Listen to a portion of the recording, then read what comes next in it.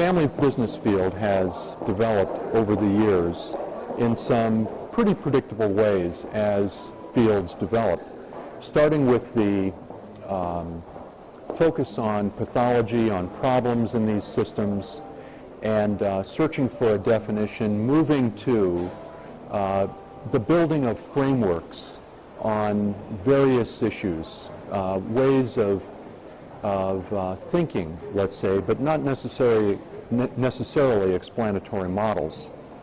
And then finally, converging around a definition of family business systems, and also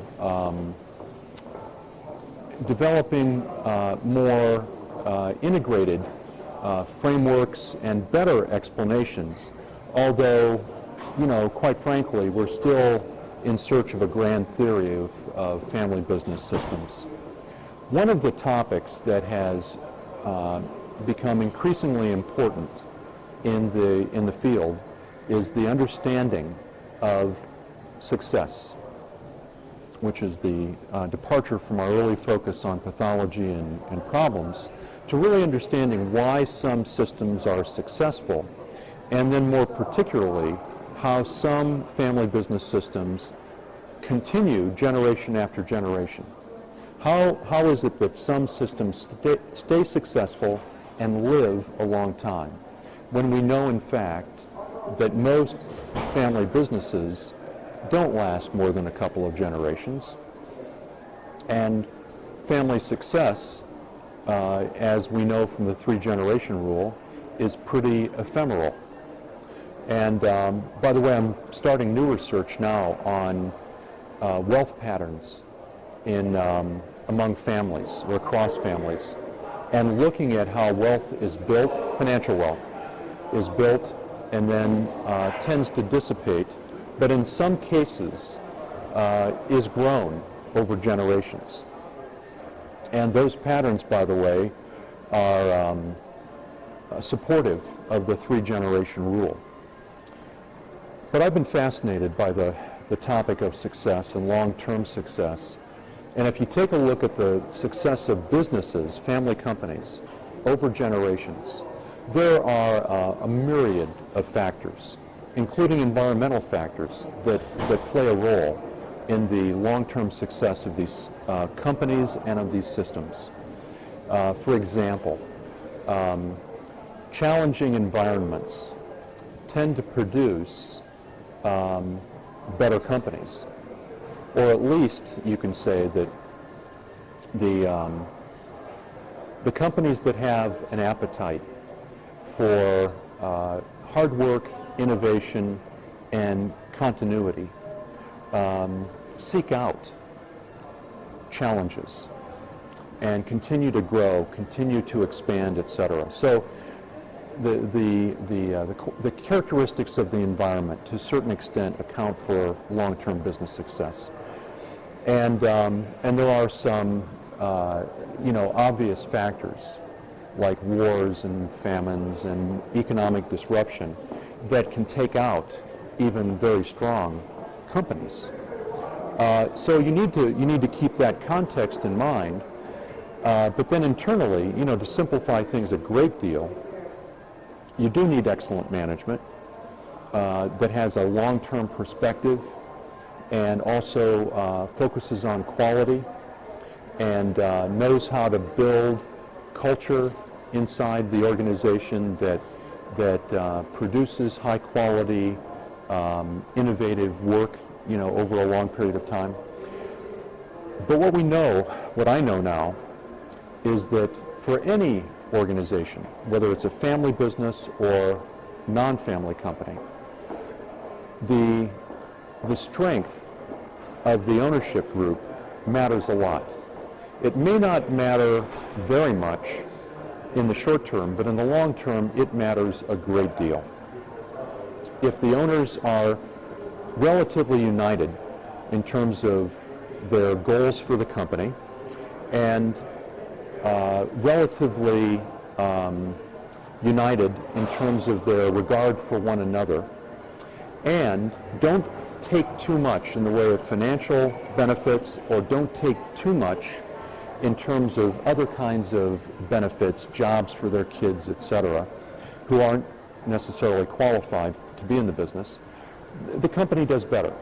If the owners become fragmented, fractured, or demand unreasonable things from the company suffers. And the weakness of the system may take a while to show up, but it can be profound.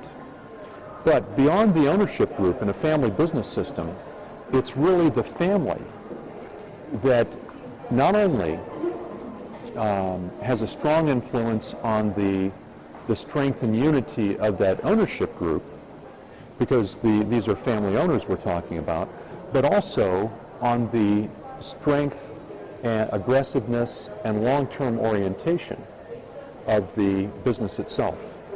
So fundamentally in these systems, one of the most important, if not the most important factor to look at long-term in a family business system is the strength of that ultimate foundation, the family. But what does that mean? What really counts in terms of the family? And this search for the ultimate defining factors of family strength has been both a curse and a benefit in my life, because it dogs me. But where I am today, where I've been now for a couple of years, is that the two factors that define family strength in these systems are their unity and the industriousness of a family. Now, the unity has to do with the ability of the family to come together around its mission and around their core values, and to be supportive of that mission and their values, and generally aligned with where that company is going and needs to go, and how it needs to be managed. That's what that unity is all about. And industriousness has to do with more than just hard work, although hard work is an important factor in a person or a family's industriousness. It also has to do with their drive to do constructive things. And when you take a look at families that are in these systems and where the business not only survives, but the family remains an important component of the system and adds value. These are families that are united and industrious. Now, by industrious too, I don't mean that all of the family members, or even most of them, contribute directly inside that business. When a family gets into the second and certainly the third or later generation, only a few family members, typically out of many, will work in the business.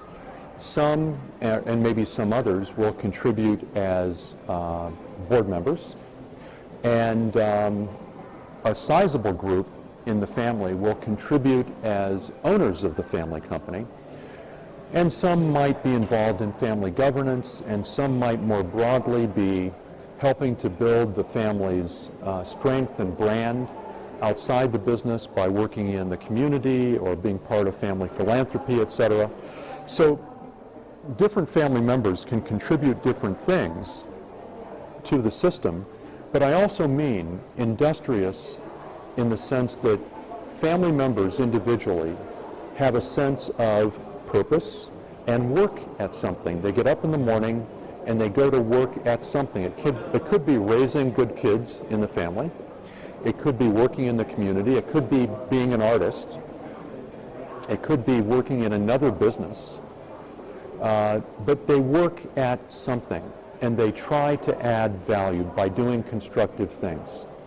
And those families that raise the family members that have that sense of purpose and that desire to work at things in their lives, and that can imply all kinds of things, such as a sense of delayed gratification, et cetera, things that matter ultimately to the success of individuals and families. But families that raise their members to do that and find ways of keeping them united around their mission, around their core values, around their sense of purpose, what they're trying to accomplish as a family.